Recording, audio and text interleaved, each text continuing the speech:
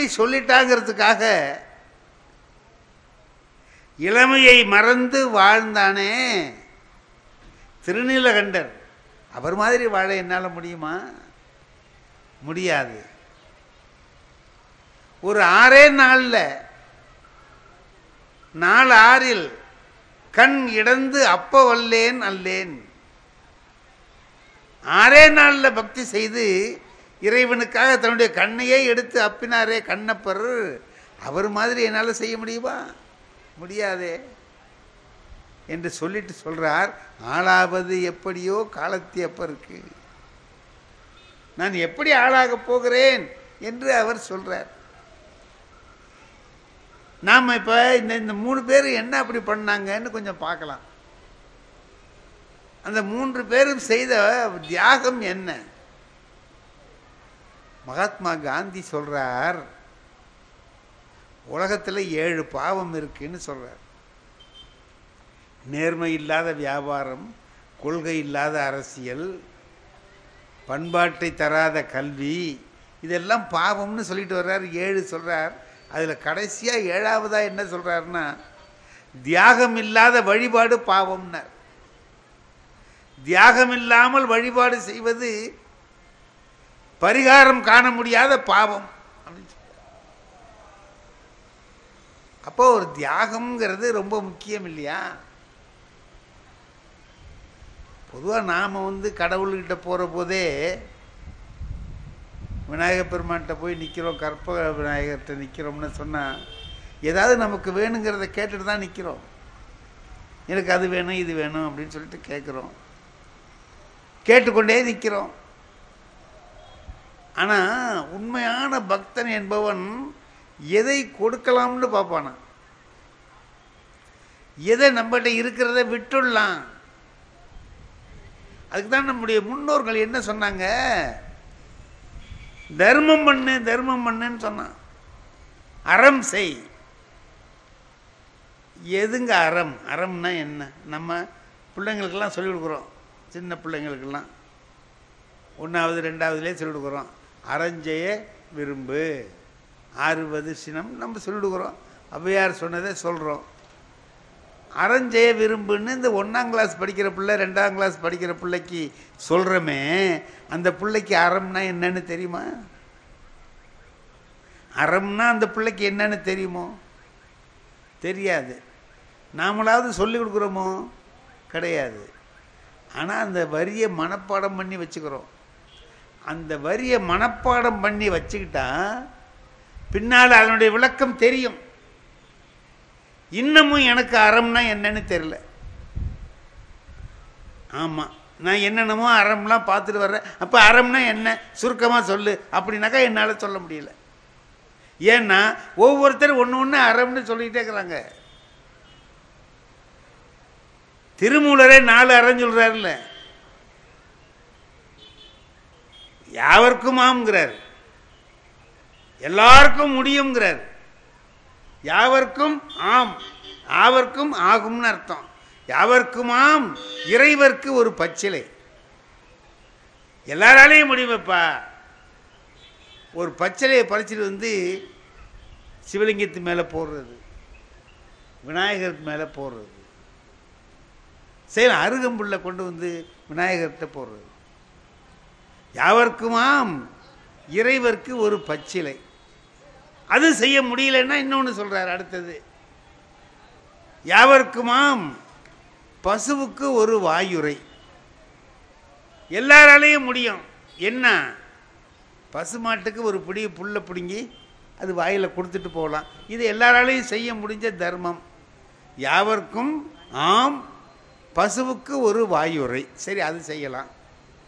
அதுவும் செய்ய முடியாது அப்படின்னு சொன்னால் என்ன செய்யலாம்? யாவர்க்குமாம் உண்ணும்போது ஒரு கைப்பிடி.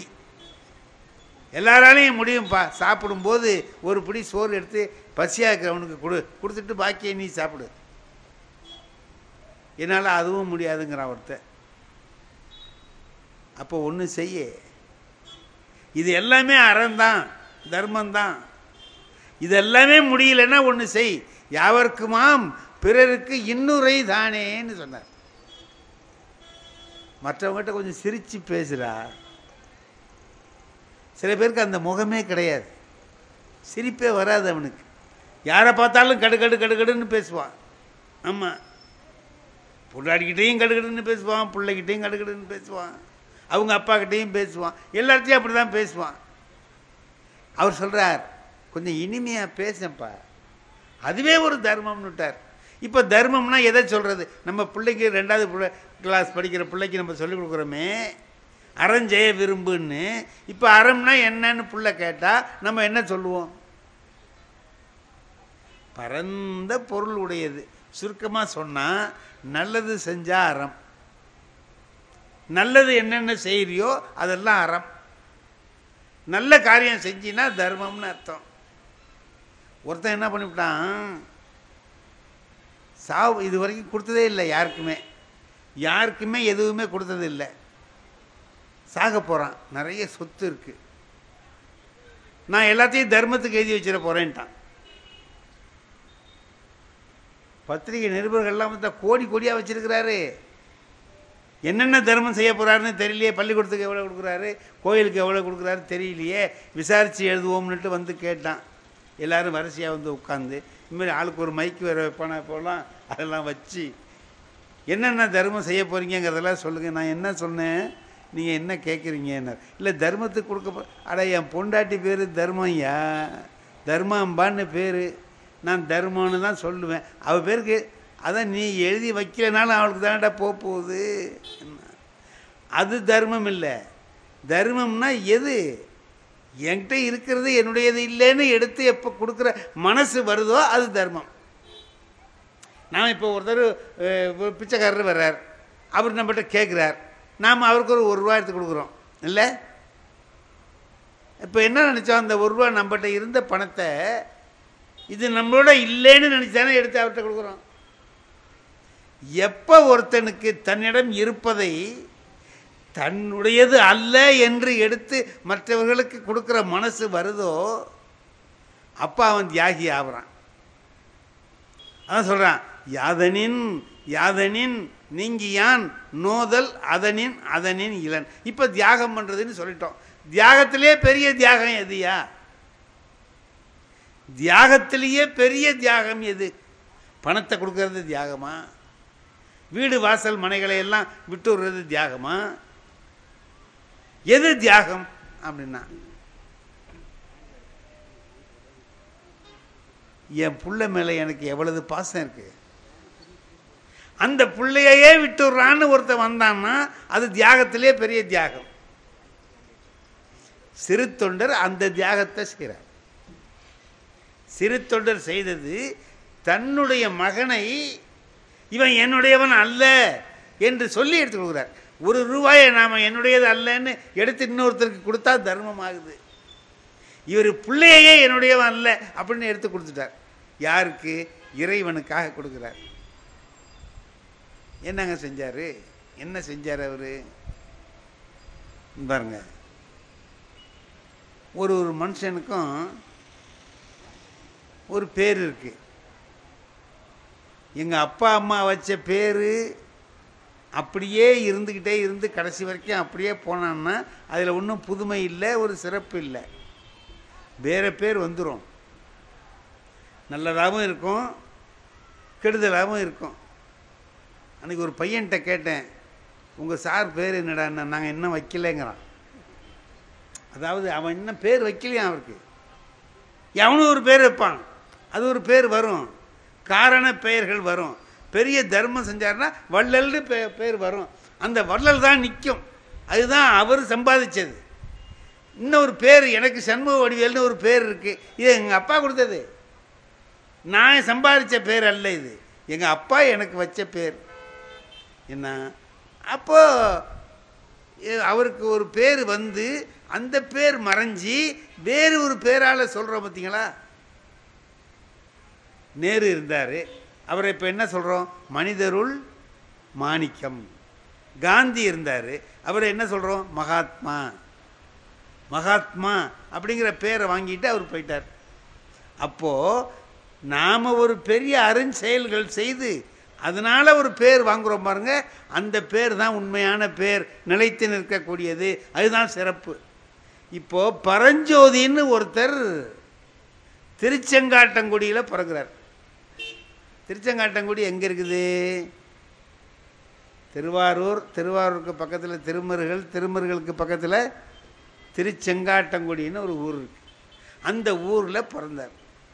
மற்ற புராணங்களுக்கும் பெரிய புராணத்துக்கும் உள்ள ஒரு பெரிய வேறுபாடு, மற்ற புராணங்களை நம்புறது கஷ்டம்.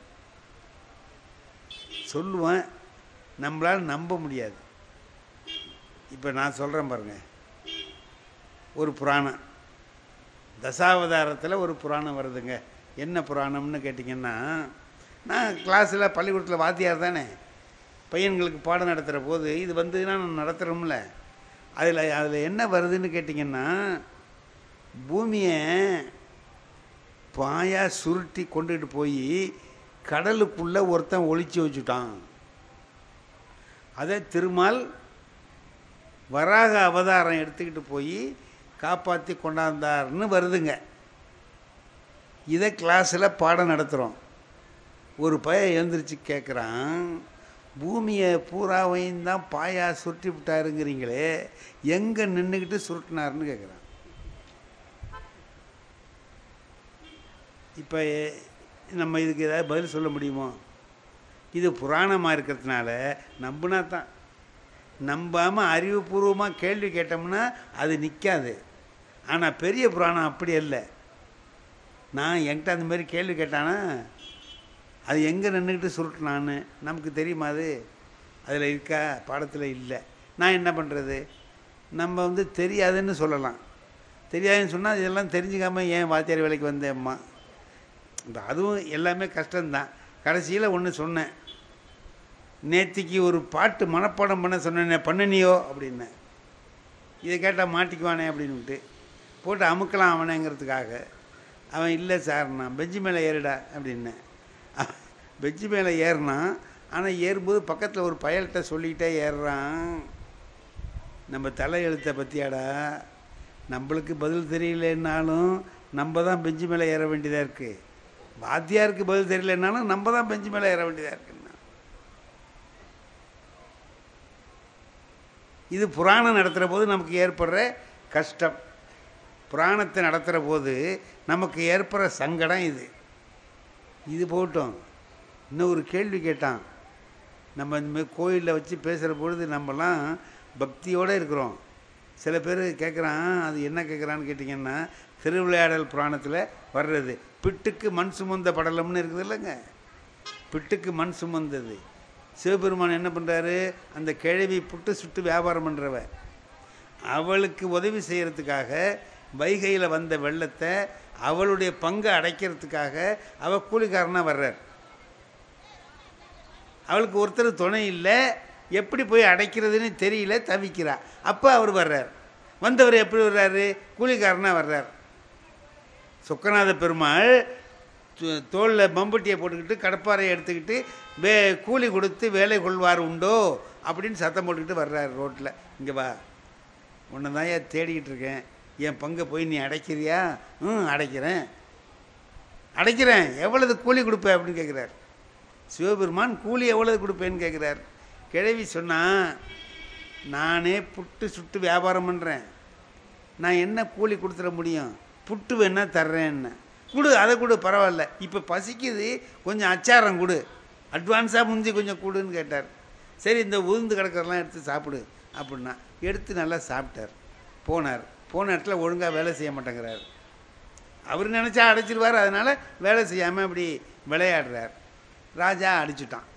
பாண்டிய மன்னன் பெரும்பால ஓங்கி முதுகில் அடித்தான்.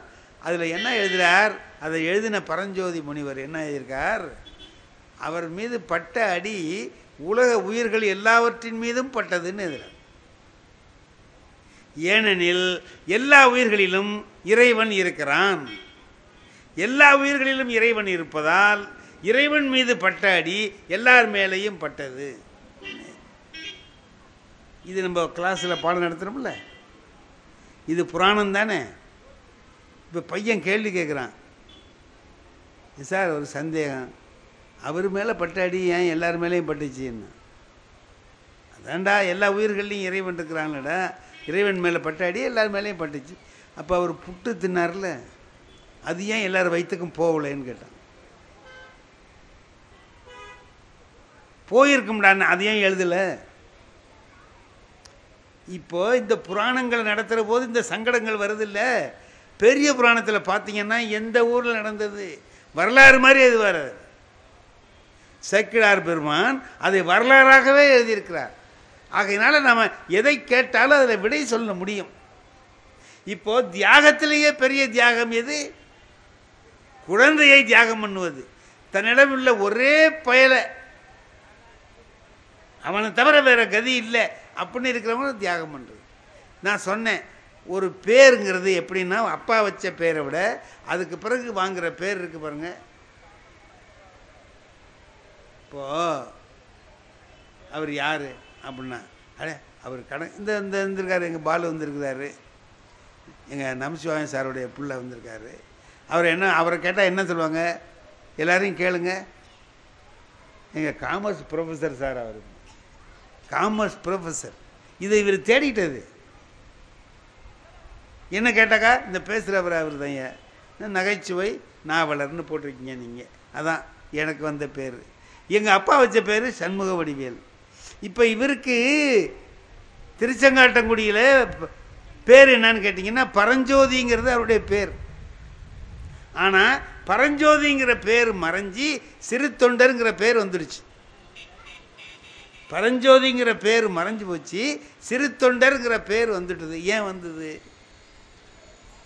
அவர் யாருன்னு கேட்டிங்கன்னா, அவர் ஒரு பெரிய ஆள். நரசிம்ம பல்லவனோட சேர்ந்துக்கிட்டு போய் வாதாபியில் படையெடுத்து அங்கே வெற்றி பெற்று வாதாபி கணபதியை இங்கே கொண்டு வந்தவர் அவர் தான். அவர் பெரிய போர் வீரர், போர்க்களத்தில் சேனாதிபதியாக இருந்து பெரிய வெற்றியை ஈட்டியவர் அவர். புலிகேசியை வென்று வெற்றி கொடி நாட்டி திரும்பியவர். இவ்வளவு எல்லாராலையும் யாராலையும் வெற்றி பெற முடியாத ஒருத்தனை இவர் எப்படி வெற்றி பெற்றார்னு கேட்குறான் ராஜா. அவர் சிவபெருமானுடைய அருளை பெற்றவருங்க, அந்த சிவன் அருளாலே அவர் வெற்றி பெற்றார்னு. ஐயோ, அவ்வளவு பெரிய ஆளை நாம் சேனாதிபதியாக வேலைக்கு வச்சிருக்கிறதே தப்பு. இந்தா அப்படின்னா நிறைய பொருளை எடுத்து கொடுத்தான். ஐயா, இனிமேலும் நான் உங்களை வேலை வாங்கிறது தப்பு. சிவனடியார் ஒருத்தரை வச்சு நான் வேலை வாங்கியிருந்தது, இவ்வளவு நாள் வாங்கினதே தப்பு. ஆகவே இனிமேலும் நீங்கள் இங்கே இருக்க வேண்டாம், இந்தாங்க எடுத்துக்கிட்டு போய் உங்கள் ஊரில் சிவ தொண்டு என்ன செய்யணுமோ செய்யுங்க போங்கன்ட்டு வந்துட்டார். வந்தவர் என்ன பண்ணுறார்? ஒரு கொள்கை வச்சுக்கிறார். ஒரு கொள்கை. என்ன கொள்கைன்னா, அடியாரை முன் ஊட்டி பின் உண்ணும் கொள்கை. அடியாரை முன் ஊட்டி பின் உண்ணும் கொள்கை. யாராவது ஒரு அடியாரை அழைச்சிட்டு வந்து அவருக்கு சாப்பாடு போட்டு அவர் சாப்பிட்டதுக்கு அப்புறம்தான் நான் சாப்பிடுவேன்னு ஒரு கொள்கையை வச்சுக்கிட்டார் அவர். சரி, இப்போ அடியார் இல்லைன்னா அவர் சாப்பிட மாட்டார். அடியாரை முன் ஊட்டி பின் உண்ணும் கொள்கையினில் வழுவாது வாழ்ந்து வர்றார் அவர். அவ்வாறு இருக்கிறவர் அதே வச்சிருக்கிறார். யாரை பார்த்தாலும் பணிவாக இருக்கிறார். பெரிய சேனாதிபதியாக இருந்தவர் இப்போ இருந்துக்கிட்டு யாரை பார்த்தாலும் பணிவாக இருக்கிறார்.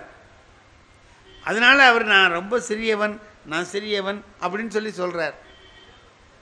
அதனால் அவருக்கு சிறு தொண்டருங்கிற பேர் வந்துட்டுது. அதுதான் சிறு தொண்டர். பரஞ்சோதி என்னவாயிட்டார்? சிறு தொண்டராக ஆயிட்டார். இப்போ அதே மாதிரி வாழ்ந்துட்டுருக்கிறார். இப்போது சிவபெருமான் என்ன செய்வார்? சிவபெருமானுடைய பழக்கம், ஒருத்தர் பெரிய தொண்டு செய்கிறார், அவருடைய தொண்டின் பெருமை உலகத்துக்கு தெரியல. அப்போ அவர் என்ன பண்ணுவார்? ஒரு சோதனை போல ஒன்றை நடத்தி எல்லாருக்கும் அதை தெரிய வைப்பார். சில பேர் என்ன கேட்குறாங்க அதில்னா, ஏன் அவர் தானா தெரிஞ்சுக்க முடியாதா? சோதனை வச்சு தான் தெரிஞ்சுக்கணுமான்னு கேட்குறேன். சோதனை வைக்கிறது அவர் தெரிஞ்சுக்கிறதுக்காக அல்ல, உலகத்துக்கு காட்டுறதுக்காக. உலகம் அவருடைய பெருமையை உணர, தன்னுடைய தொண்டனுடைய தொண்டின் பெருமையை உலகத்திற்கு காட்டுவதற்காக அவர் வர்றார். இப்போ என்ன ஆச்சு? தினம் ஒருத்தர் அழைச்சிட்டு வர்றது, சாப்பாடு போடுவார். சாப்பாடு போட்ட பிறகுதான் அது 10 பேர் வந்தால் ஒருத்தருக்கு தான் போடுவாரான்ல, 100 பேர் வந்தாலும் போடுவார். ஒருத்தருக்காவது சாப்பாடு போட்டுட்டு தான் அவர் சாப்பிடுவார். முன் ஊட்டி பின் உண்ணும் கொள்கை அவருடைய கொள்கை. அதுமாரி இருக்கிறார் சேர்க்கிறார். இதை சொல்றார், ரொம்ப அற்புதமாக சொல்றார். இது சிவபெருமானுடைய திருவடி இணை கீழ் சென்று அணைய. இவருடைய பெருமையெல்லாம் அவருக்கு திருவடி கீழே போய் சேர்ந்தது. இப்போ அவர் பார்த்தார், இவரை உலகறிய செய்ய வேண்டும், இவருடைய புகழை உலகம் பூரா நாட்ட வேண்டும், என்ன செய்யலாம் பார்த்தார். அவனு செஞ்சார். உமாதேவிக்கு தெரியாமல் கைலையிலிருந்து புறப்பட்டாருங்கிறான். ஏன் உமாதேவியாருக்கு தெரியாமல் புறப்பட்டார் அப்படின்னு சொன்னா, அந்த அம்மாவுக்கு தெரிஞ்சா இந்த சோதனையை செய்ய விட மாட்டாங்களாம். பிள்ளைய கறி சமைக்கிறதுக்கு எந்த தாயாவது ஒத்துக்குவாளா? ஒத்துக்க மாட்டார். அவங்களுக்கு தெரியாம இவர் எங்கேயோ போற மாதிரி கிளம்பி வந்தார். வந்தவர் என்ன பண்றார்? வடநாட்டு சாமியாரா வேஷம் போட்டுக்கிட்டார். ஏன்னா தென்னாட்டு சாமியார்களுக்கும் வடநாட்டு சாமியார்களுக்கும் என்ன வித்தியாசம்? கபாலிகர்கள் அவங்க. இரும்பு சலாகைகளை கையில் வச்சுக்கிட்டு ஊனிட்டு எலும்பு மாலையெல்லாம் போட்டுக்கிட்டு அப்படி அவங்கள பார்த்தாலே பயங்கரமாக இருக்கும். வடநாட்டு சாமியார்கள் அவன் பேசுகிறத பார்த்தா இன்னும் பயங்கரமாக இருக்கும். அது மாதிரிலாம் இருப்பான். அதை மாதிரி வேஷத்தை போட்டுக்கிட்டு வர்றார். தென்னாட்டு சாமியார் வேஷத்தை போட்டால் கொடுமையான விஷயத்தை கேட்க முடியாதுங்கிறதுனால மாரி வர்றார். அது வர்றதுக்கு முந்தி அன்னைக்கு என்ன பண்ணிடுறார்? ஒரு வேலை செஞ்சுடுறார். அடியார்களே யாரும் கிடைக்காதபடி பண்ணிவிடுறார். அடியார்களே கிடைக்கல, எங்க பார்த்தாலும் தேடுறார்.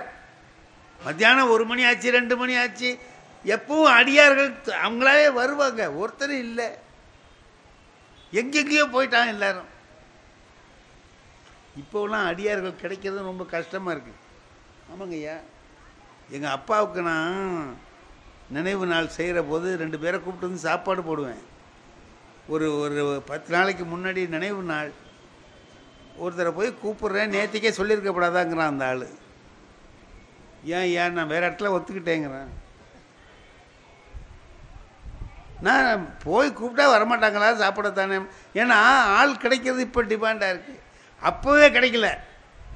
சிறு தொண்டர் கடந்து அலைகிறார்.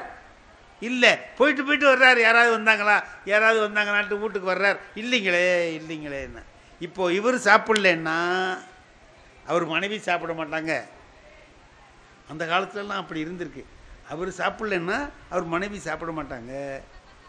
அவங்க சாப்பிட்லன்னா அந்த வீட்டில் இருக்கிற வேலை செய்கிற வேலைக்காரி சாப்பிட மாட்டா. அந்த வீட்டில் அவர் மனைவி பேர் என்ன தெரியுமா? திருவெண்காட்டு நங்கை. திருவெண்காட்டு நங்கை. அந்த வீட்டில் இருக்கிற வேலை செய்கிற பெண்ணுக்கு சந்தனமாதுன்னு பேர் இருக்காங்க. இவர் அந்த வீட்டுக்கு வர்றார். அவர் தேடிக்கிட்டு வெளியில் போயிருக்கிறார். இவர் இங்கே வர்றார். இதுதான் சிறு தொண்டர் இல்லமோ அப்படின்னு ஒரு சவுண்டு கொடுக்குறார். ஆஹா, யாரோ வர்றாங்களே, அடியார்கள் மாதிரி தெரியுதே அப்படின்ட்டு ஒடியாடுறாங்க. சந்தன தாதி வர்றா. வந்து கேட்குறா, ஐயா வாங்க வாங்க, அடியார்களை தேடி ஐயா புறத்து அணைந்தார், நீர் அகத்துள் எழுந்தருளும்னா. இதில் ஒரு நல்ல கருத்து ஒன்று இருக்குது பாருங்க. வாங்க, அடியாரை நாடி அவர் புறத்து அணைந்தார், நீர் அகத்துள் எழுந்தருளும். இறைவனை தேடிக்கிட்டு நாம் வெளியில் அலைகிறோம், உள்ளேயே இருக்கான்னார். நமக்குள்ளேயே அவன் இருக்கிறான், தெரியாமல் நாம் வெளியில் போய் தேடிக்கிட்டு இருக்கிறோம் அப்படின்னு சொன்னார். அவர் புறத்து அணைந்தார், நீர் அகத்துள் எழுந்தருளும். அதுக்கு இவர் சொல்றார், மாதரார் தனித்து வைகும் மனைதனில் யாம் புகுதோம். பெண்கள் தனியாக இருக்கிற இடத்துக்கு நாங்கள் வரமாட்டேன். சாமியார்லாம் அந்த காலத்தில் அப்படி இருந்திருக்காங்க. ஒரு காலத்தில் சாமியார்லாம் நல்லவனாக இருந்திருப்பாங்களுக்கு. மாதரார் தனித்து வைகும் மனைதனில் யாம் புகுதோம் அப்படிங்கிற. அப்புறம் அந்த அம்மா வந்து கேட்குறாங்க, திருவெண்காட்டு நங்கை, ஐயா வாங்க உள்ளே வாங்கன்னு. இல்லைம்மா வரமாட்டேன், நான் கணபதீஸ்வரத்தில் போய் ஆத்தி மரத்தடியில் இருப்பேன், அங்கே அவனை வர சொல் அப்படின்ட்டு போயிட்டார்.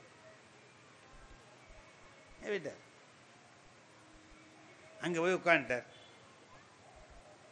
அப்போ அங்கேருந்து இவர் வந்து யாராவது வந்தாங்களான்ட்டு ஓடியாடுறார். சிறு தொண்டர், ஒரு சாமியார் வந்தார், வடநாட்டு சாமி, அது அங்கே போய் இருக்கு கணபதீஸ்வரத்தில் ஆத்தி மரத்தடியில். முடியாதா ஐயா? இறைவனுடைய அருளால் நீங்கள் எதை கேட்டாலும் தரக்கூடிய ஒரு நிலையில் நான் இருக்கேன். அதனால் எதை நீங்கள் கேட்டிங்கனாலும் நான் தருவேன். பசு வீழ்த்திட நாம் உண்பது, பசுவை அடிச்சு தான் நான் சாப்பிட்றதுன்ட்டார். அதுக்கு இவர் சொல்றார், முன்னிறையும் உடையேன்.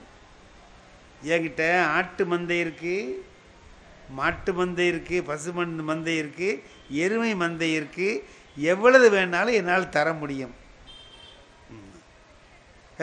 அதெல்லாம் இல்லைப்பா நான் கேட்கறது. நான் கேட்கிற பசு எது தெரியுமா? நரப்பசு, மனித பசு. ஆன்மாங்கிறோம்ல, ஆன்மானா என்ன? பசு தான். பசுனா ஆன்மா, பதினா தலைவன், பசு பதியை அடைவது. அதான் இப்போ என்னாச்சு? அதல்லப்பா, நரப்பசு அல்ல. நான் 6 மாதத்திற்கு ஒரு நாள் தான் சாப்பிடுவேன். அப்படி சாப்பிடக்கூடிய நாளும் இன்று தான் சாப்பிடணும். ஆனால் பசு நரப்பசு இருந்தால் தான் சாப்பிடுவேன். அது தர உம்மால முடியுமா? முடியுங்க, செய்கிறேன் செய்கிறேன். அப்படியா சொல்லிட்டார். இந்த மாதிரி இருக்கணும். 5 வயது பாலகன், அதாவது என்ன சொல்றார், இவர் பையனுக்குள்ள அடையாளத்தெல்லாம் சொல்றார். இவன் மாமன் என்னவா இருக்கானோ அதெல்லாத்தையும் சொல்றார். மாசு மறுவில்லாத உடம்பு, 5 வயசு, அந்த அப்பா அம்மாவுக்கு ஒரே பிள்ளையா இருக்கணும். இதான் அவனுக்கு ஒரே பிள்ளை தான். 5 வயதா இருக்கணும், மாசு மறு இல்லாமல் இருக்கணும். அதுக்கெல்லாம் தர்றேனே.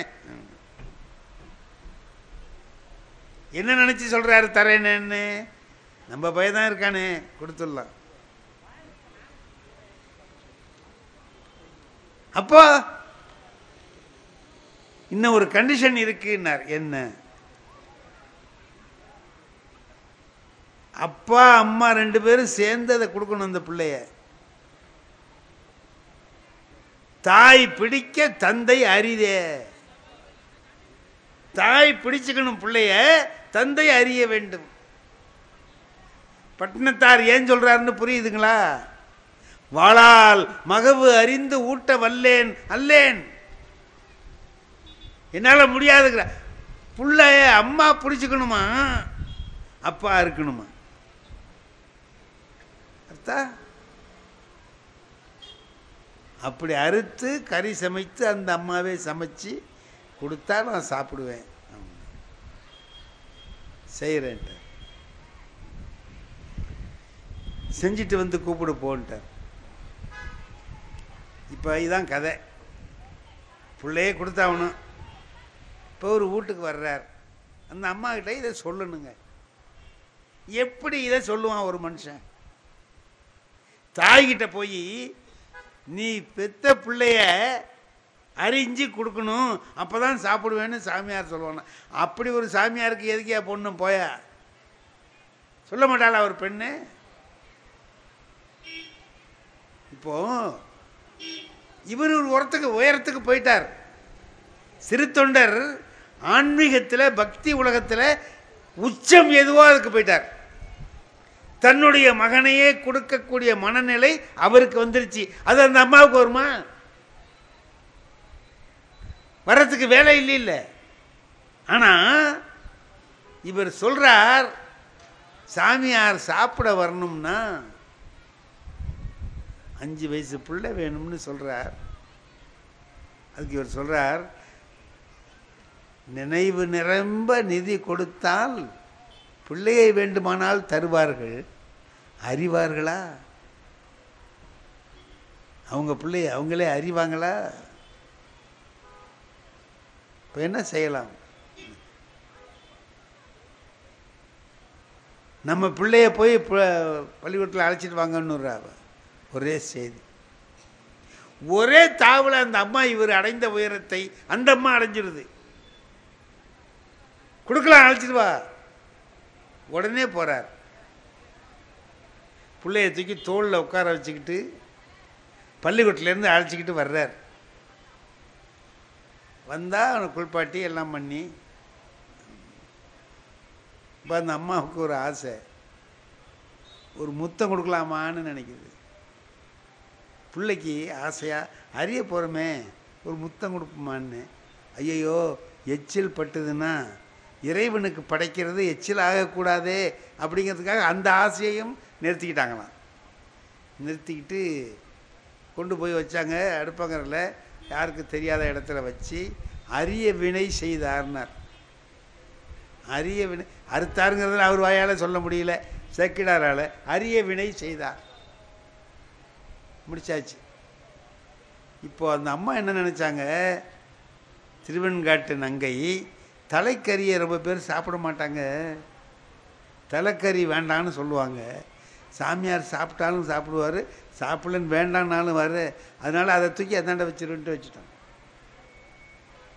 தலைக்கறியை தனியாக வச்சுட்டு தலையை மட்டும் கட்டி தனியாக போட்டு பாக்கியெல்லாம் அரைஞ்சி சுத்தமாக என்னென்ன செய்யணுமோ முறைப்படி எல்லாத்தையும் செஞ்சு, சேக்கிடார் அதுக்கு மசாலா தயாரித்ததுலேருந்து எல்லாத்தையும் எழுதுறார். எப்படியெல்லாம் தயாரித்து அதுக்கு வல்ல காயங்கள் சேர்த்து என்னென்ன செஞ்சாங்க அப்படிங்கிறதெல்லாம் எழுதுறார். சமைச்சாச்சு, கூப்பிட்டுவாங்க, அழைச்சிட்டு வாங்க போகிறார். வா சாப்பிட வாங்க அப்படின்னு கூப்பிட்றாரு. வர்றார். வீட்டில் வந்து பார்த்தா வீடு அப்படியே எங்கே பார்த்தாலும் மெழுகி கிழுகி சுத்தமாக ஊதுபத்தி கொளுத்தி வச்சு வாசனை ஜம்முன்னு இருக்குது. ஒரு பிள்ளைய பறி கொடுத்த வீடு மாதிரி இல்லை. வர்றார், சாப்பிட போகிறார். உட்கார்றார். வாங்க உட்கார்ந்தவொன்னு சொல்கிறாரு, எல்லாம் சரி, இன்னும் ஒரு அடியார் இல்லாமல் நான் தனியாக சாப்பிட மாட்டேனேங்கிற. நான் ஒருத்தனுக்கே இந்த பாடுபட்டிருக்கா அந்த ஆள். பிள்ளைய கறி, இன்னொரு பிள்ளையா இருக்குது கறி சமைக்கிறதுக்கு. இப்போ அவர் சொல்கிறார், இந்த இடத்த நாம் ரொம்ப நினச்சி பார்த்தா தான் எவ்வளோ பெரிய தியாகம்னு நம்மளால் உணர முடியும். பெரியவர்கள் சொன்னதை கேட்டு நானும் திருநீரிட்டு கொள்ளுகிற ஒரு அடியவன் தான் நீங்கள் விரும்பினா நான் உங்கள் கூட உட்காந்து சாப்பிட்றேங்கிறார். நீங்கள் விரும்பினா நான் உட்காந்து சாப்பிட்றேன்னார். உன்னை விட அடியார் யார் இருக்கிறார்? உட்காந்து சாப்பிடு, ஓன் கறி புள்ள கறியை நீயே தின்னுடாங்கிறார். இப்போ கேட்குறார், எல்லாம் இருக்குதா? கறியெல்லாம் கொண்டு வந்து வச்சாச்சு. எல்லாம் வச்ச உடனே எல்லா கறியும் இருக்குதான்னு கேட்குறாரு. ஏன்னா எல்லாத்தையும் சேர்க்கணும்னா ஒன்று இல்லைன்னா கஷ்டமாக விடும்ல. எல்லா கறியும் இருக்கான்னு கேட்டார். திருவெண்காட்டுனங்க ஆமாம் ஆமாம் இருக்குன்னு சொல்லிட்டு போகலாம்ல. தலைக்கறி ஆகாதென்று விடுத்தோம்னு, தலைக்கறி ஆகாதுங்கிறதுக்காக விட்டுட்டோம்னா அதுவும் நாம் உண்பதுன்னாங்க. அதையும் நான் சாப்பிடுவேன். அப்போ சந்தனத்தாதி அங்கேருந்து வந்தா, ஒரு கால் நீங்கள் இதை கேட்டாலும் கேட்பீர்கள் என்று நான் தனியே சமைத்து வைத்திருக்கிறேன்னா. கொண்டா அதையும் எல்லாத்தையும் வச்சிட்டார்.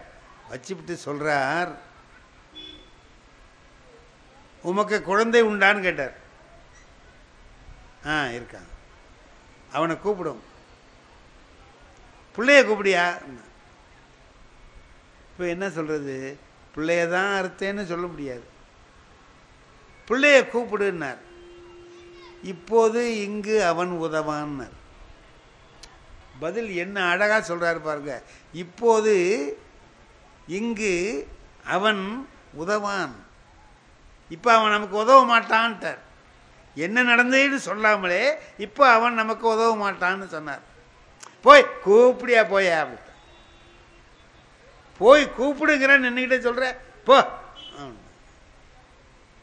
டாக்டர்கிட்ட போய் மருந்து வாங்கும்போது சில பேர் கேட்பான், பார்த்துறீங்களா, சௌகரியமாயிடுமா டாக்டர்னு. தின்னியா? நானே ஆகுமா இல்லையான்னு பார்க்கறதுக்காக தானே உனக்கு கொடுத்து பார்க்குறேன். நீ என்னட்டே இப்போ மருந்துக்கெல்லாம் எழுதியிருக்கான் பார்த்தீங்களா, ஒரு புதுசாக ஒரு கவிதை எழுதியிருக்கான், ரொம்ப நல்லா இருக்குது. டாக்டர்கள் யாராவது இருந்தால் வருத்தப்படுவார். இல்லை ஒன்றும் டாக்டர் இல்லை டாக்டர்கள் இல்லை சார். போய் சொல்லுவாங்க, சொல்லட்டும். உடம்பு சரியில்லையா, அலட்சியமாக இருந்துடாத, உடனே டாக்டர்கிட்ட போ. டாக்டர் பிழைக்க வேண்டாமா? டாக்டர் நிறைய மருந்து எழுதி கொடுப்பாரு, வாங்காமல் இருந்துடாத, உடனே வாங்கு. மருந்து கடைக்காரர் பிழைக்க வேண்டாமா? மருந்து வாங்கிட்டமேன்னு நீ சாப்பிட்றாத, நீ பிழைக்க வேண்டாமான்னு. எவ்வளவு மருந்து இருக்கோ அவ்வளோதையும் எழுதி கொடுத்து, இதில் இல்லைன்னா அது, அதில் இல்லைன்னா இதில், எதில் சௌகரியமான சரி. இப்போ அவர் பிள்ளைய கூப்பிடியா போன, சௌகரியமாகமான ஆகுமா இல்லையான்னு பார்க்கலாம், போயா கூப்பிடு. இப்போ அங்கே போய் நின்றுட்டு இவர் என்ன செய்கிறார்? மைந்தா வருகன்னார், மகனே வான்னார். இப்போ மகன்கிற பாசம் அவருக்கு இருக்கு. மகனே வருகன்னார். வல்லவன் திருவெண்காட்டு ஒரு மனைவி பக்கத்தில் வந்து நின்றுக்கிட்டு, அடியார் உன்னை அழைக்கின்றார், வருவாய், சீராளா வா அப்படின்னு பேரை சொல்லி தான் கூப்பிட்டா. என் பிள்ளை வான்னு அவளுக்கு அப்போ பாசத்தை இவர் விடாத போது அந்த பாசத்தையும் சேர்த்து அவள் விட்டுட்டா. இப்போ பிள்ளை பள்ளிக்கூட்டிலேருந்து வர்றான், நடந்து வர்றான். இதாங்க கதை. அப்புறம் எல்லாருக்கும் அருள் செய்கிறார் இறைவன்ங்கிறது நமக்கு பெரிய புராணம். பட்டினத்தார் சொல்றார், வாளால் மகவு அறிந்து ஊட்ட வல்லேன் அல்லேன், என்னால் முடியாதே. அடுத்த ஒரு அற்புதம் சொல்றாரு பாருங்க. மாது சொன்ன சூழால், மனைவி ஒரு சபதம் போட்டாங்கிறதுக்காக, ஆணையிட்டாள்ங்கிறதுக்காக, மனைவி ஆணையிட்டாள் என்பதற்காக இளமையே துறந்து வாழ்ந்த ஒருவன், அது மாதிரி என்னால் வாழ முடியுமா? எல்லாத்தையும் விட்டுட்டு வந்தவர் பட்டினத்தார். அவர் சொல்றார், பட்டினத்தார் நம்ம நகரத்தார் சமூகத்தை சேர்ந்தவர் என்று எல்லாரும் அறிவார்கள். உயர்ந்த நிலையில் நின்ன ஒரு துறவி அப்படின்னு சொன்னா பட்டினத்தார். அவர் சொல்றார், மாது சொன்ன சூழால் இறமை துறக்க வல்லேன். யார் தெரியுமா? சிதம்பரத்தில் இருக்கிறார் திருநீலகண்டர். திருநீலகண்டர் அவருக்கு வேலை என்ன? மண் பாண்டம் செய்து விற்பது. குயவர். திருநீலகண்டத்து குயவனார்க்கும் அடியேன்கிறார் சுந்தரமூர்த்தி சுவாமிகள். திருநீலகண்டத்து குயவனார்க்கும் அடியேன். குயவர் அவர். மண்பாண்டம் செஞ்சு வியாபாரம் பண்ணுறவர். சிவபெருமான்கிட்ட ரொம்ப பிரியமாக உள்ளவர், ரொம்ப பக்தி உள்ளவர். எதுக்கு எடுத்தாலும் என்ன சொல்லுவார் தெரியுமா? திருநீலகண்டம். சிவபெருமானை எவ்வளவோ பேர் சொல்லி அழைக்கலாம் இல்லையா? திருநீலகண்டம்னா அவருக்கு கண்டம் நீளமாக இருக்கும். விஷத்தை எடுத்து சாப்பிட்டார், ஆழகால விஷத்தை உண்டார், அது தொண்டையில் தங்கியது, அந்த கழுத்தை உடையவர், ஆகையினால நீல கண்டம், திருநீலகண்டம் அப்படின்னு ஒரு பேர். திருநீலகண்டம் திருநீலகண்டம்னு சொல்லுவார். அவர் மனைவியும் அப்படியே சொல்லுவாங்க. இவர் எப்படின்னு கேட்டிங்கன்னா, வெளியூருக்கெல்லாம் போவார், மண் பாண்டங்கள் கொண்டு போய் வித்துட்டு வர்றாருல, அவருக்கு கொஞ்சம் சபலம் அதிகம். விலை மகளிர் இந்த மாதிரி இருக்கிற பெண்களோட எல்லாம் தொடர்பு கொண்டுட்டு வருவார். இதையெல்லாம் அப்படி சொல்லலை சேக்கிழார். அவர் எப்படி சொல்றார்? இன்பத்துறையில் எளியரானார்னார். இன்பத்துறையில் எளியரானார், கொஞ்சம் சீப்பா நடந்துக்கிட்டார்னு அர்த்தம். அப்படி இப்படின்னு போயிட்டு வருவார். ஒரு நாள் அந்த மாதிரி ஒரு தப்பு செஞ்சுட்டு வீட்டுக்கு வர்றார். வந்தவர் மனைவிகிட்ட போய் அன்பா பேசிக்கிட்டு கிட்ட போறார். அந்த அம்மாவுக்கு தெரிஞ்சு போச்சு, ஒரு கணவனை மனைவி திருத்தணும்னு நினைச்சிட்டா ஏதாவது ஒரு வகையில திருத்திட முடியும். இது பக்தி வகையில திருத்துறதுங்கிறது தான் இதுல நாம பார்க்கறது. பக்தியை வச்சு திருத்துறது. போனோன்னு சொன்னா அவ மறுத்தா அந்த அம்மா, விடலை. இவர் பிடிவாதமாக போய் மனைவியோடு சேருவதற்கு போனார். அப்போ அந்த அம்மா சொன்னிச்சு, தீண்டுவீர் ஆகில் எம்மை திருநீலகண்டம்னுது. தீண்டுவீர் ஆகில் எம்மை திருநீலகண்டம். திருநீலகண்டத்தின் மீது ஆணை, என்ன எம்மை தொடாதேன்னு, எம்மை தொடாதே அப்படின்னு. திருநீலகண்டத்தின் மீது ஆணைன்னு சொல்லிட்டா அதுக்கு பிறகு இவர் போய் தொட முடியாது. ஏன்னா திருநீலகண்டத்தின் மீது அவ்வளவு பக்தி உள்ளவராக இருக்கிறார். இன்னொன்னு நினைச்சார் அவரு, என்னைன்னு சொல்லல, எம்மைன்னு சொன்னிச்சு. தீண்டுவீர் ஆகில் எம்மை பன்மையில சொல்லுது, புளூரல் சிங்குலர்ல சொல்லல, புளூரல்ல சொல்லுது. எம்மை தீண்டுவீர் ஆகில் திருநீலகண்டம் அப்படின்னு. எம்மை என்ற அதனால், எம்மைன்னு அந்த அம்மா சொன்னதுனால பிற மாதரார் தம்மையும் சிந்தையாலும் தீண்டேன் முடிவெடுத்துட்டாருங்க. எம்மைன்னு அந்த அம்மா சொன்னதுனால இனி மனைவியை தொடர்றது மட்டுமல்ல, அவதான் என்ன தொடாதேன்னு சொல்லிட்டுது, தொட முடியாது, வேறு பெண்களையும் நான் தொட மாட்டேன். அப்படி வாழ்ந்தவர் தான் பட்டினத்தார். அவர் சொல்றார், மாது சொன்ன சூழால் இளமை துறக்க வல்லேன் அல்லேன்.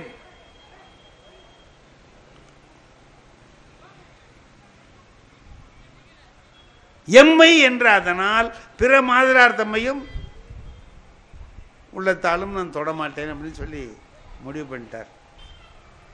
இப்போ எப்படி இருக்கிறதுங்க வீட்டில்? கணவன் மனைவி 2 பேரும் இருக்கிற போது ஒருத்தர் தொடாமலே எப்படி இருக்கிறது? உடன் உறைவு மட்டும் இல்லை, மற்றது எல்லாம் செஞ்சாங்க அப்படின்னு எழுதுறாங்க. சமைக்கிறாங்க, சாப்பாடு கொண்டு வந்து கொடுக்குறாங்க, சாப்பாடு வைக்கிறாங்க, துணியெல்லாம் துவைச்சி கொடுக்குறாங்க, எல்லா வேலையும் செய்கிறாங்க. இவரால் அவங்க அம்மாவை தொட முடியாது. இவர் வெளியிலையும் எந்த தொடர்பையும் இல்லாமல் நிறுத்திட்டார். வயசு ஆகிட்டே இருக்கு. இதில் இன்னொரு பெரிய விஷயம் சொல்றார். இந்த ஒரு சாதாரண விஷயம், கணவன் மனைவி சேர்ந்து வாழலைங்கிற ஒரு விஷயத்தை என்னால் முடியுமா அப்படின்னு பட்டினத்தார் சொல்றதுக்கு என்ன காரணம்?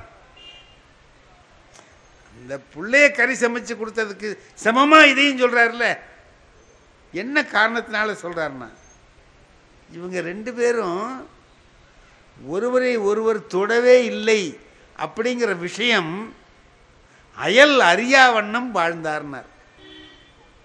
அயல் அறியா வண்ணம் வாழ்ந்தாராம். 2 நாளில் வெளில தெரிஞ்சிடும். பெண்கள் பேசிக்குவாங்க.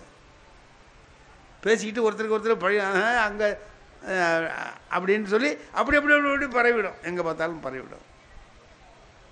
இந்த அம்மா வெளியில் அது தெரியாதபடி எல்லாம் சரியாக இருக்கிறது மாதிரி காட்டிக்கிட்டு வெளியில் இருக்கிறாங்க. வயது ஆகிக்கிட்டே இருக்கு.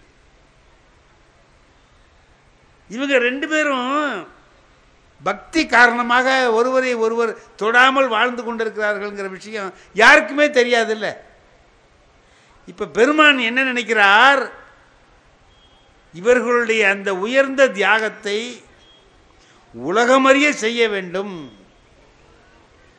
இவங்க செய்திருக்கிறது பெரிய தியாகம், அதை உலகறிய செய்ய வேண்டும்னு நினைச்சு அவர் வர்றார்.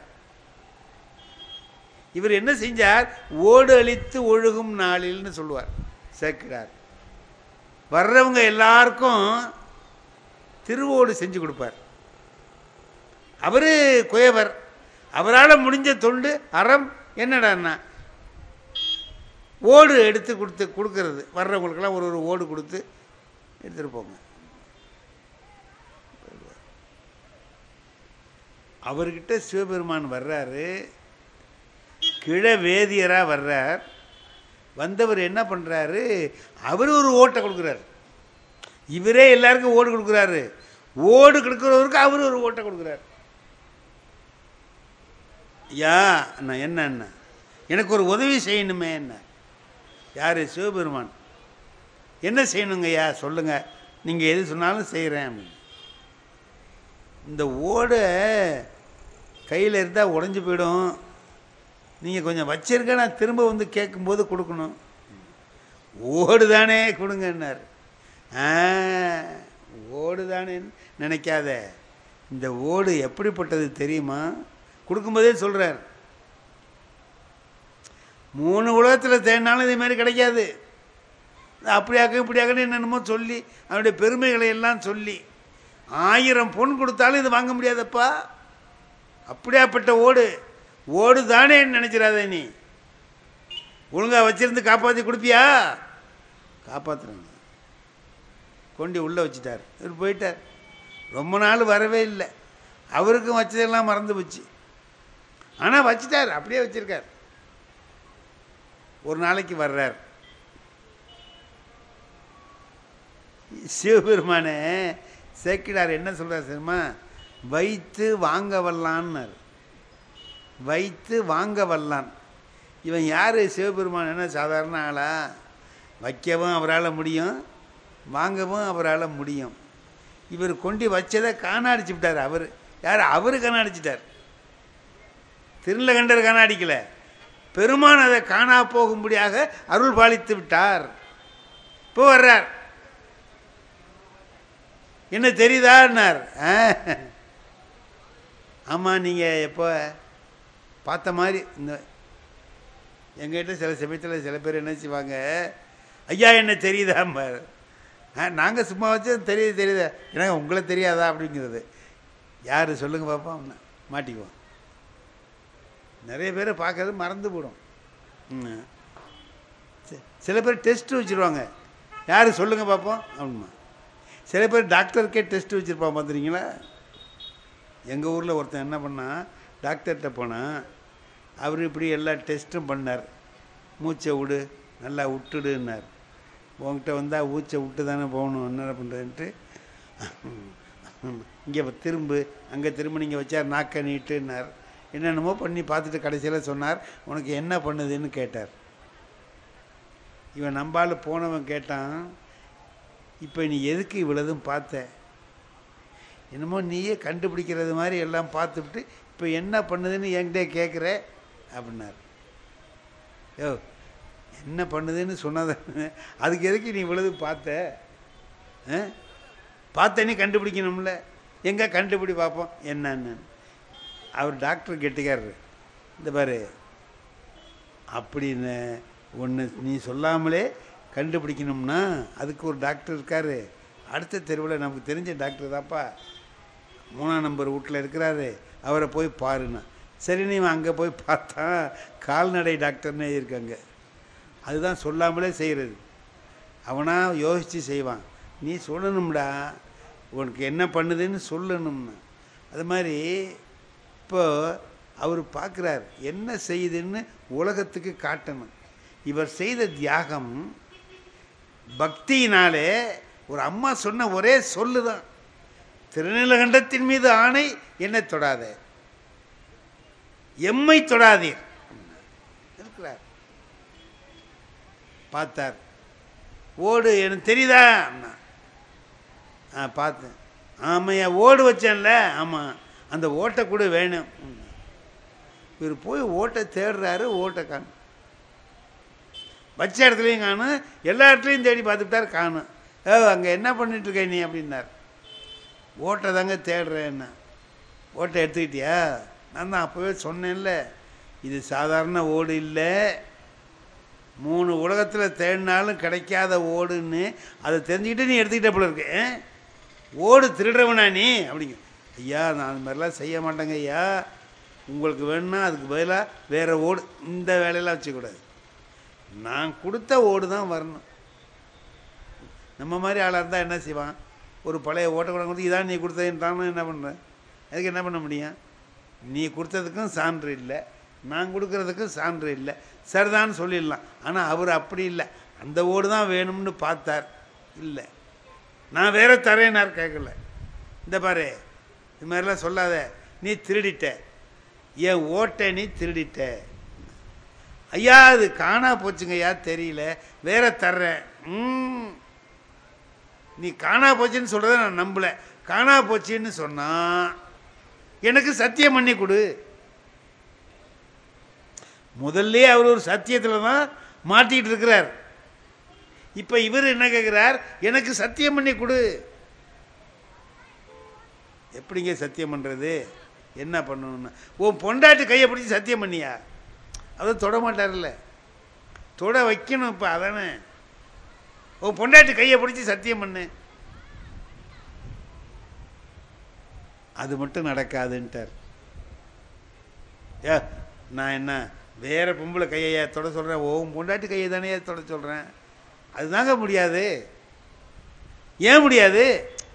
விடுங்க, தொட முடியாது, அவ்வளோ. வெளியில் தெரியாமல் அயல் அறியா வண்ணம், உடனுறைவு இல்லாத விஷயம், அயல் அறியா வண்ணம் வாழ்ந்தவர்கள் அவர்கள். ஆகையினால இப்போ சொல்லலை, இங்கே வான்னு குளத்துக்கு அழைச்சிட்டு போய் முழுவு உன் பொண்டாட்டி கையை தொட மாட்டேங்கன்ட்ட.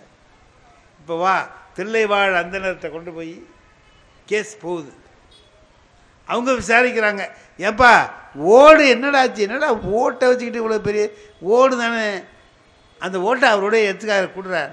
இல்லைங்க, காணா போச்சு. அப்போ காணா போச்சுன்னு சொன்னால் சத்தியம் பண்ணி கொடு. அவர் தான் கேட்குறாருல, சத்தியம் பண்ணி கொடு. நான் தான் சத்தியம் பண்ணி தரேங்கிறேன்னு. அவன் என்னங்க பொண்டாட்டி கையை பிடிச்சி சத்தியம் பண்ண மாட்டேங்கிறான் அப்படின்னா. அதுதாங்க முடியாது. ஏன் முடியாது? அது முடியாது. நீ போ, அதெல்லாம் முடியாது. நீ எப்போ காணா அடிச்சிட்டேன்னு சொல்கிறியோ போய் கையை பிடிச்சி அந்த குளத்தில் போய் முழுகு, சத்தியம் பண்ணு போ அப்படின்னு அனுப்பிட்டாங்க. இவர் விருன்னு வந்தார், ஒரு மூங்கி கம்பை எடுத்தார். நீ அந்த பக்கத்தை பிடி, நான் இந்த பக்கத்தை பிடிக்கிறேன்னு 2 பேரும் முழுகுனாங்க. இந்த மூங்கியை தொட சொல்லனா, பொண்டாட்டி கையில் தொட சொன்னேன், நீ மூங்கியை பிடிக்கிற. யா, மூங்கியை தாங்க பிடிக்க முடியும், வேற ஒன்றும் பிடிக்கிற மாதிரி இல்லைன்ட்டார். என்னடா உண்மையை சொல்லுன்ட்டார். இப்போ உண்மையை சொல்லும்படியாக நிலைமை வருது. அப்படி சொல்லுகிறார். இறைவன் அவர்களுடைய அந்த பக்தியை மெச்சி அவர்களுக்கு இளமையை வழங்கினான் என்பதுதான் திருநீலகண்டர் புராணம். இந்த புராணத்தில் என்னங்க தெரியுது நமக்கு? இளமையை தியாகம் பண்ணியிருக்கிறாங்க. அதில் எப்படிப்பட்டவர்? ஒரு பழக்கம்னு சொன்னால் பழக்கத்தை மாற்றிக்க முடியுமா யாரா? இவரோ பிற பெண்களோடு பழகி பழகி பழகியவர். அப்படிப்பட்டவரை இன்னொரு பெண்ணோடு இல்லை, மனைவியோடையே பழகக்கூடாது, வேறு பெண்ணோடையும் பழகக்கூடாதுன்னா அதுலேருந்து திடீர்னு வர முடியுமா? இப்போது குடிச்சிக்கிட்டு இருக்கிறான், குடிக்கிறவனை போய் திடீர்னு நிறுத்துறான்னா கொஞ்சம் கொஞ்சமாக நிறுத்துறேம்மா, கொஞ்சம் கொஞ்சமாக நிறுத்தி வருவான், மறுபடியும் கொஞ்சம் கொஞ்சமாக ஏற்றிடுவான், இப்படி போயிடுவான். அப்போ அதுவே முடியாத போது பெண்களோடு சேர்ந்து வாழ்ந்து வாழ்ந்து வாழ்ந்து பழக்கப்பட்ட ஒருவன் எப்படி அதிலிருந்து திரும்பி வர முடியும்? ஆகினால இது போயிட்டான்.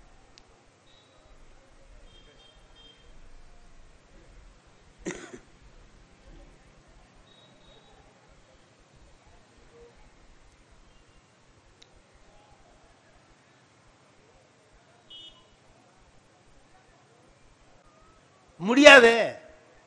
ஆகையினால அந்த பழக்கத்திலேருந்து வர முடியாது. அவர் வர்றதுக்கு நினைக்கவும் இல்லை.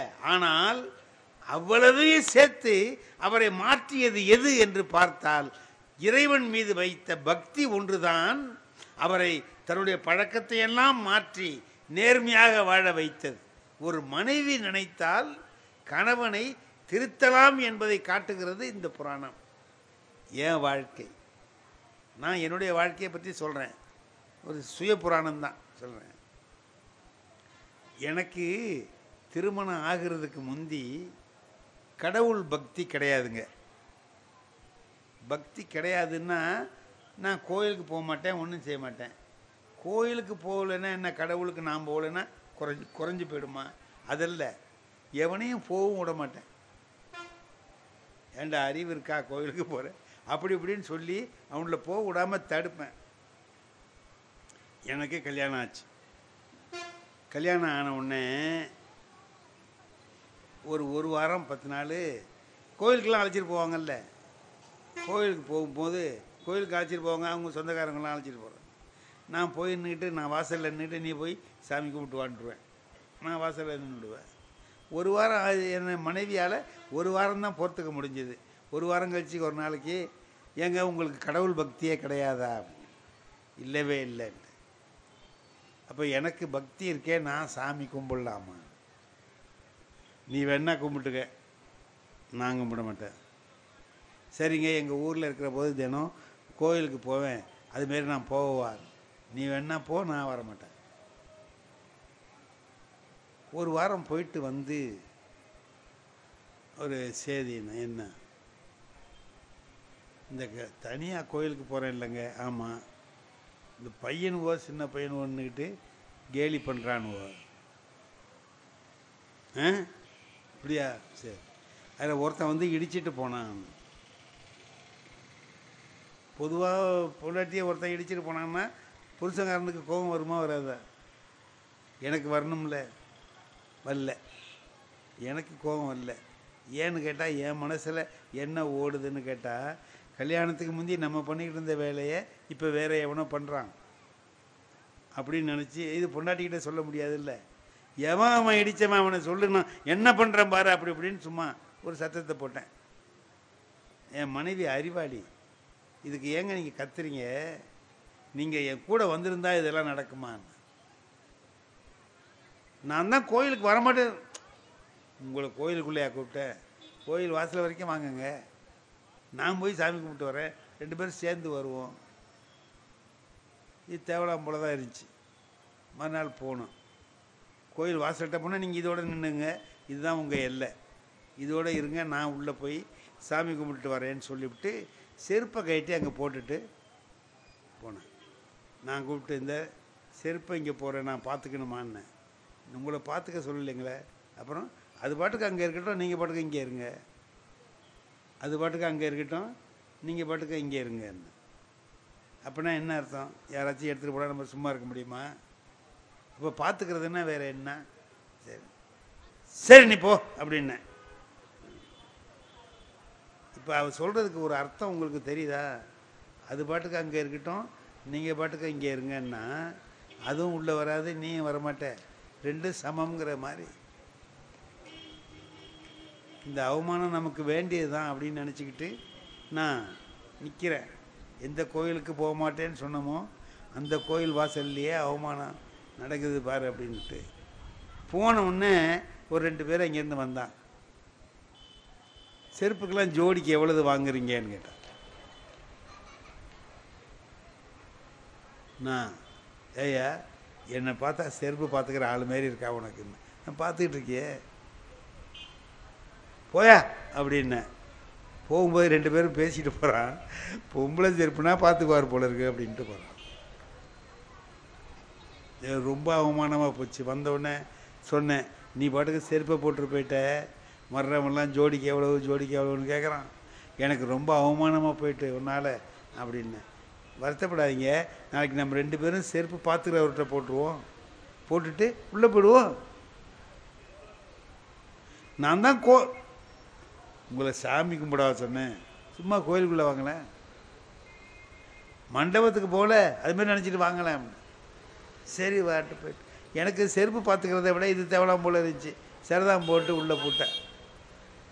போனால் அன்றைக்கி தான் நான் பூஜையெல்லாம் பார்க்குறேன். முத கற்பூர ஆரத்தி நடக்கிற போது அப்படி இடி இடித்து எல்லோரும் என்ன செய்கிறாங்க பார்த்தீங்களான்னா, எல்லோரும் சாமி கும்பிட்றாங்க, நீங்கள் சும்மா நிற்கிறீங்களே என்ன, எனக்கு தான் பக்தி இல்லையே அப்படின்னு. இருந்தால் என்ன இல்லைன்னா என்னங்க, சும்மா கும்பிடுங்களேன் அப்படின்னா. நான் அன்னைக்கு சும்மா கும்பிட்டேங்க, இன்னைக்கு வரைக்கும் எடுக்கல கையை.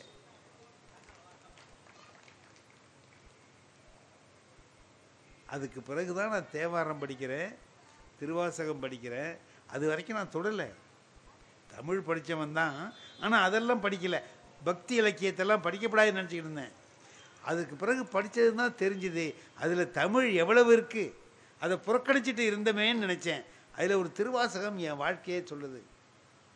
நாடகத்தால் உன் அடியார் போல் நடித்து நான் நடுவே வீடகத்தே புகுந்திடுவான் மிக பெரிதும் விரைகின்றேன் ஆடகச்சீர் மணிக்குன்றே இடையரா அன்பு உனக்கு என் ஊடகத்தே நின்று உருக தந்தருள் எம் உடையானே. மாணிக்க வாசகர் பாடுறார். இது என்ன தெரியுமா, அவர் சொல்றார், நாடகத்தில் நடிக்கிறவன் வேஷம் போடுற மாதிரி நான் வேஷம் போடுறேன்ப்பா, உன் மேலே பக்தி உள்ளது மாதிரி இந்த பக்தியை உண்மையான பக்தியாக மாற்று அப்படின்னு மாணிக்க வாசகர் சொல்கிறார். அவர் கேட்டுக்கிட்டார். நான் கேட்காமலே என்னுடைய பக்தியை உண்மையான பக்தியாக இறைவன் மாற்றினான். அதுக்கு துணை நின்றது யார்? மனைவி தான். மனைவி அந்த மாதிரி என்னை வழி நடத்தலைன்னா நான் அந்த வழிக்கு போயிருக்க மாட்டேன். இப்போ திருநீலகண்டரை வழி மாற்றி நல்வழிக்கு மாற்றியவர் யார்? அவருடைய மனைவி இல்லையா? ஒரு வார்த்தை இவன் எதிலடா அடங்குவான்னு பார்த்தா எதில் அடங்குவான்? திருநீலகண்டத்தை சொன்னா அடங்குவான். திருநீலகண்டத்தின் மீது ஆணை தீண்டாதே அப்படின்னு சொன்ன உடனே மாறி வந்தான். அதுதான் சொல்றார் பட்டினத்தார், மாது சொன்ன சூழால் இளமை துறக்க வல்லேன் அல்லேன் அப்படின்னு. மூணாவது என்ன? கண்ணப்ப நாயனார். கண்ணப்ப நாயனார் வரலாற்றை சொல்றார். நாளாரில் கண் இடந்து அப்ப வல்லேன் அல்லேன். 6 நாள்யா பக்தி, வாழ்நாள் பூராவும் பக்தி செலுத்துறான். இன்னதுன்னு புரியல, ஒழுங்கா பக்தியும் செலுத்தல. அவன் யார் அவன் அப்படின்னா, ஒரு வேடன், கல்லாத வேடன், முரட்டு வேடன். அங்க வந்தானா இங்க நாரும். அப்படிப்பட்ட வேடன். என்னமாவோ அவனுக்கு இந்த குடுமித்தேவர் மேலே, இந்த மலை மீது இருக்கிற தெய்வத்தின் பெயர், இறைவனின் பெயர் குடுமித்தேவர். அந்த குடுமித்தேவர் மீது அவனுக்கு பக்தி உண்டானது. பக்தி உண்டானவனே என்ன பண்ணான்? அதை போய் வணங்குறதுக்கு போகிறான். போனால் அவனுக்கு எப்படி வணங்கணும்னு தெரியாது. அப்போ அவன் என்ன பண்ணான்? அவனுக்கு எப்படி தெரியுமா அப்படி செய்கிறான். அவன் எதை நல்லா விருப்பமாக சாப்பிடுவான்? மாமிசத்தை சாப்பிடுவான். பன்றி கறியை கொண்டாந்து வைக்கிறான், ஒரு நாளைக்கு மான் கறி கொண்டாந்து வைக்கிறான், ஒரு நாளைக்கு ஆட்டுக்கறியை கொண்டாந்து வைக்கிறான், வச்சு சாப்பிடுங்கிறான். என்ன ஆச்சரியம் தெரியுமா? அதை இறைவன் சாப்பிட்டார். மறுநாளைக்கு பார்த்தா எலும்பா கிடக்கு, கறியெல்லாம் அவர் தின்னுட்டார்.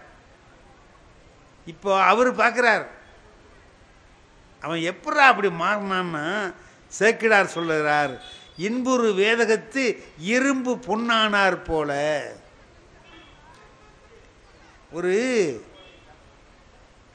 புடம் போடுறோம்ல, அதில் இரும்பு எடுத்து வைக்கிறான், தங்கமாக மாறுது. இந்த வேடன், இரும்பு போன்று இருந்த வேடன் தங்கம் போல ஆகிவிட்டான். எப்படி ஆனா? 4 ஆறில் ஆனா அப்படி. இப்போ தினம் வந்து பார்க்குறார் சிவகோசரியார், அவர் தான் குருக்கள் வந்து பார்க்குறார், அசிங்கமாக இருக்கு, கண்ணா பின்னான்னு திட்டுறார். எவனோ ஒருத்தன் வந்து அநியாயம் பண்ணுறானே, போறானே வரானேன்னு பேசுகிறார். 5வது நாள் ராத்திரி படுத்து தூங்குறார். சிவபெருமான் அவர் கனவுல போறார். பா, எவனோ வந்து அசிங்கம் பண்றான்னு சொல்றியே, அவனுடைய வடிவெல்லாம் நம் பக்கல் அன்புன்னார். அவன் வடிவமே அன்புடா, அவன் உள்ளம் அன்பு இல்லை, அவன் வடிவம் பூரா அன்பு.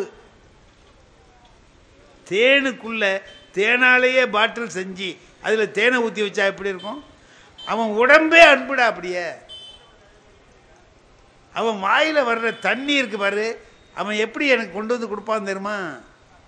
ஒரு கையில் மாமிசத்தை எடுத்து வருவான், இன்னொரு கையில் வில்லம்பு இருக்கும், தலையில் காட்டு பூவை பறித்து வச்சுட்டு வருவான்,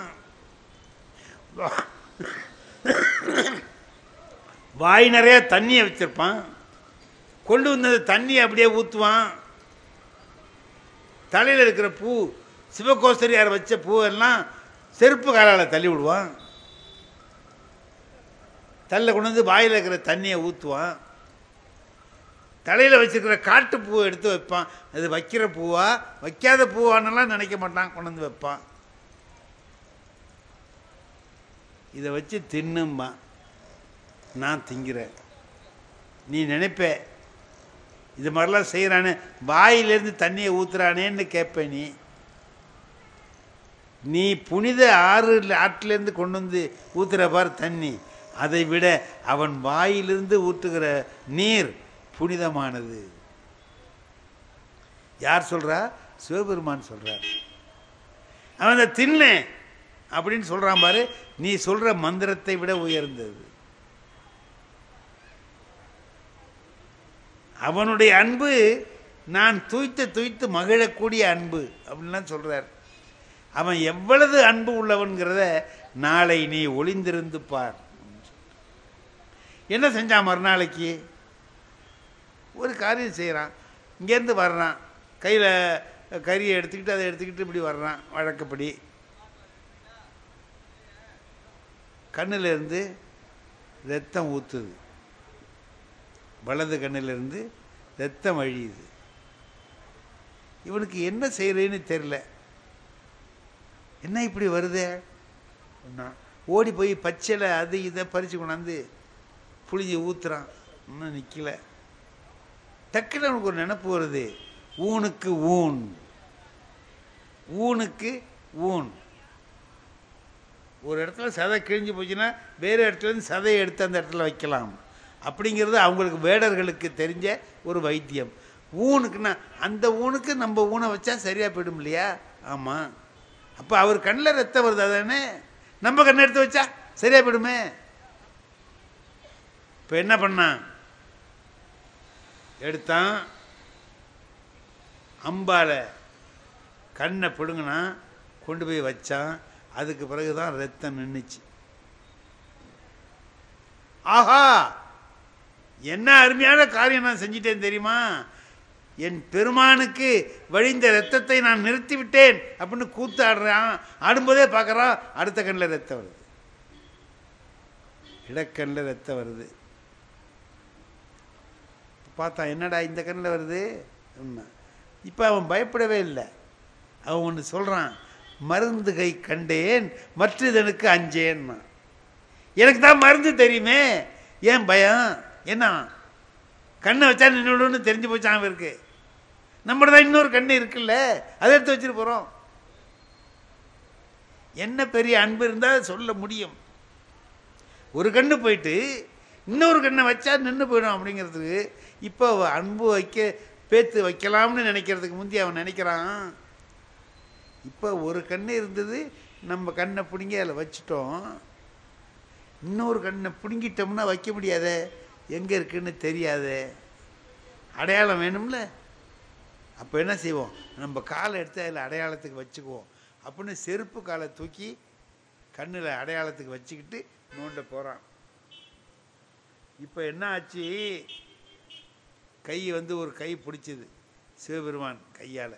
இதையெல்லாம் சிவகோசரியார் பார்த்துக்கிட்டு இருக்கிறார். ஒளிஞ்சு நின்று, மரத்தில் ஒளிஞ்சு நின்று பார்க்குறார். ஒரு நாள் கூட இவரை சிவபெருமான் தொட்டதில்லை. சிவகோசரியாருடைய பூசை எப்படிப்பட்டது? ஆகம விதிப்படி பூஜை செய்கிறார். என்ன மந்திரம் சொல்லணுமோ மந்திரம் சொல்றார்.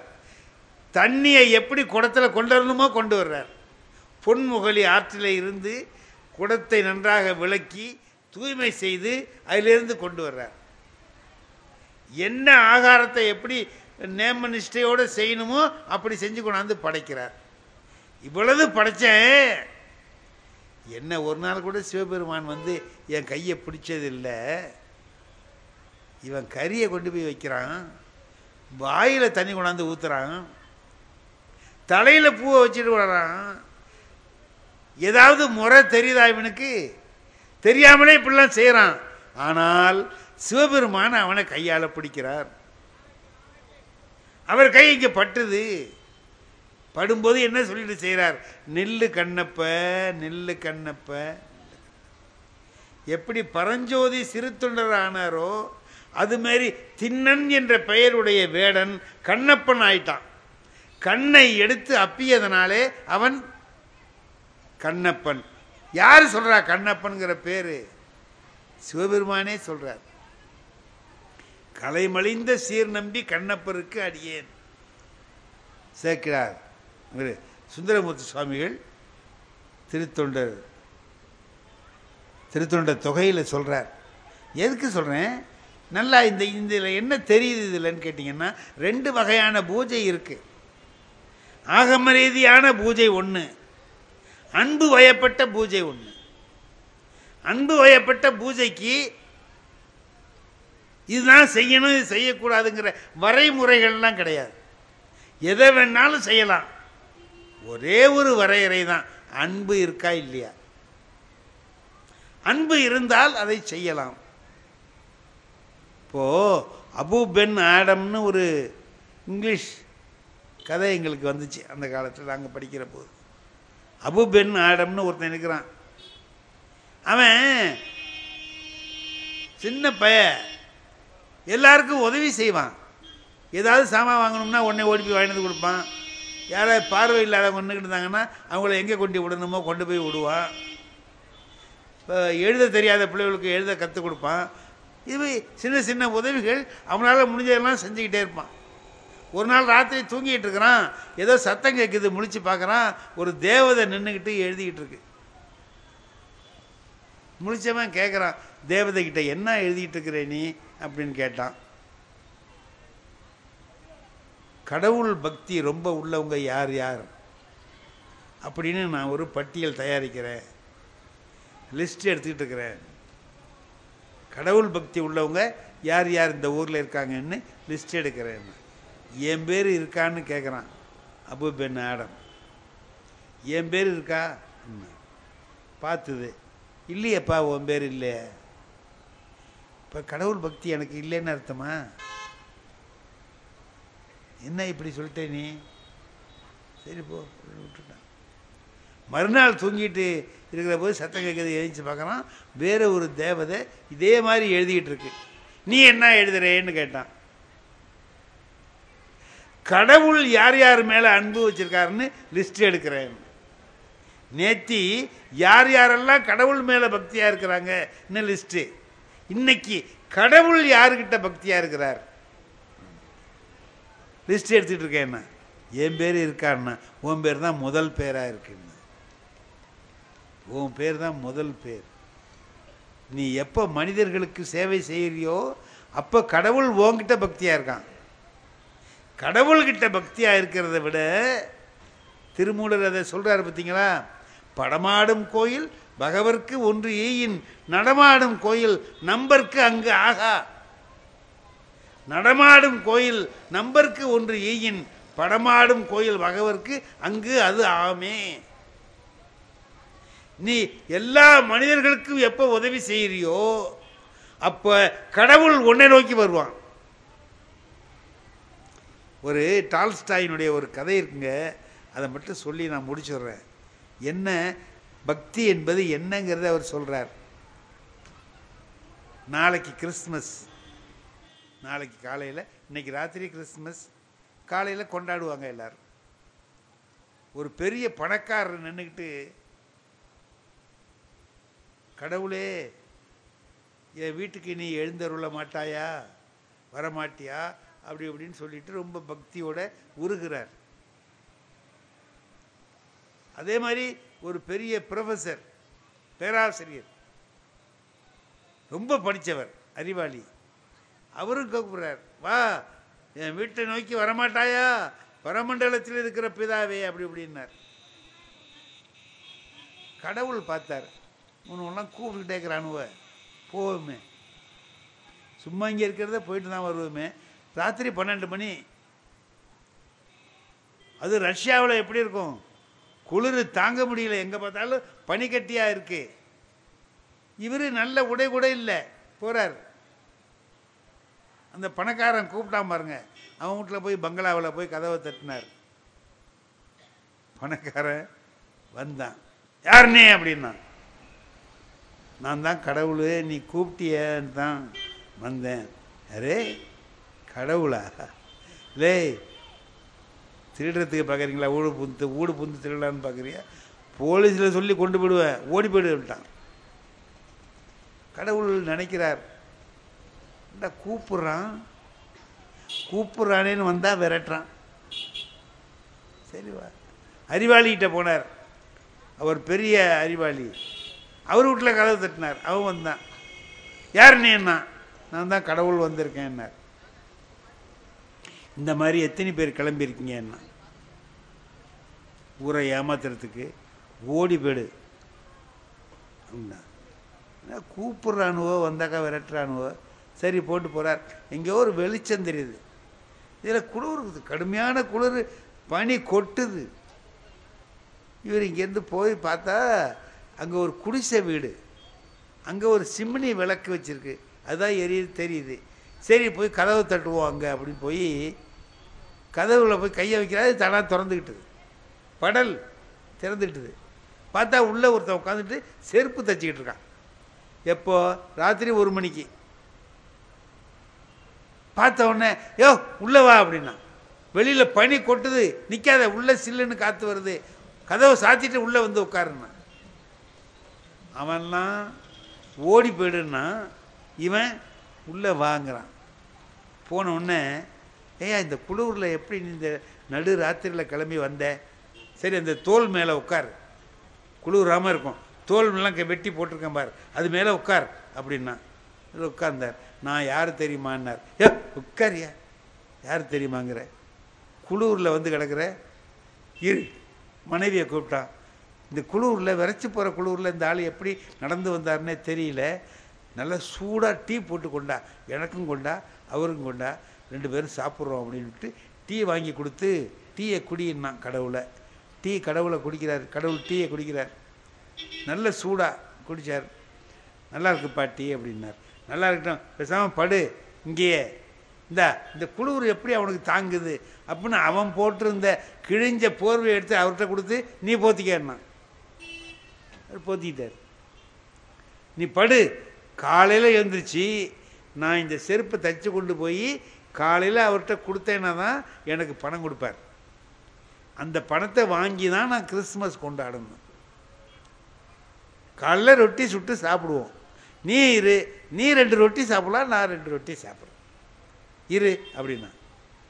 இல்லை எனக்கு கொஞ்சம் வெளியில் வேலை இருக்குது, நான் யாருன்னு சொல்லிட்டு போகிறேன்னார். நீ யாருன்னு சொல்ல வேணா, உட்கார் பேசாமல். இல்லைல்லப்பா நான் போகிறேன்னா. போவாதே, இந்த குளூரில் போய் நான் விரைச்சி போயிடுவேன், செத்து போயிடுவேன், நீ போவாதே அப்படின்னா. இல்லை நான் போகணுன்னா. போய் கதவை திறந்து வச்சுக்கிட்டு சொன்னால், நான் யாருங்கிறதே கேட்க மாட்டேங்கிறியே நீன்னா. நீ வந்ததுலேருந்து யாருன்னு சொல்லிட்டே இருக்கிறியே, சொல்லி தொலை அப்படின்னா. நான் தான் கடவுள் அப்படின்னா. ஏயா இதை ஒரு சேதின்னு சொல்கிறியே, சொல்லலாமா? இந்த ராத்திரியில் என் வீட்டுக்கு கடவுளை தவிர வேறு எவன்டா வருவான்னு. இதுதான் கதை, முடிஞ்சு வச்சு. இந்த ராத்திரியில், இந்த குளிரில் என் வீட்டு டீயை குடிக்கிறதுக்கு கடவுளை தவிர வேறு எவனால் வர முடியும்னு கேட்டான். டால்ஸ்டாய் எளிமையில் தான் இறைவனை பார்க்க முடியும்னு எளிமையில் தான் இறைவனை பார்க்க முடியும். அதை அந்த எளிமையில் இறைவனை கண்ட காட்சியை காட்டி பட்டினத்தார் சொல்லுகிறார், நாளாரில் கண்ணிடந்து அப்ப வல்லேன் அல்லேன் ஆளாவது எப்படியோ காலத்தி அப்பருக்கே என்று முடிக்கிறார். அதைத்தான் இவர்கள் தலைப்பாக கொடுத்திருக்கிறார்கள். எளிமையாக இருக்க வேண்டும், தியாகம் செய்ய கற்றுக்கொள்ள வேண்டும். இவைகளெல்லாம் கடவுள் பக்தி உள்ளவர்களிடம் இருக்க வேண்டிய குணங்கள் என்பதை சொல்லி அருமையான வாய்ப்பளித்த பெருமக்களுக்கு எனக்கு உளமார்ந்த நன்றியை தெரிவித்து விடைபெறுகிறேன். நன்றி, வணக்கம். இந்த தகவல் உங்களுக்கு பிடிச்சிருந்தா லைக் பண்ணுங்க, உங்க ஃப்ரெண்ட்ஸுக்கு ஷேர் பண்ணுங்க, மறக்காம எங்க சேனலுக்கு சப்ஸ்கிரைப் பண்ணுங்க.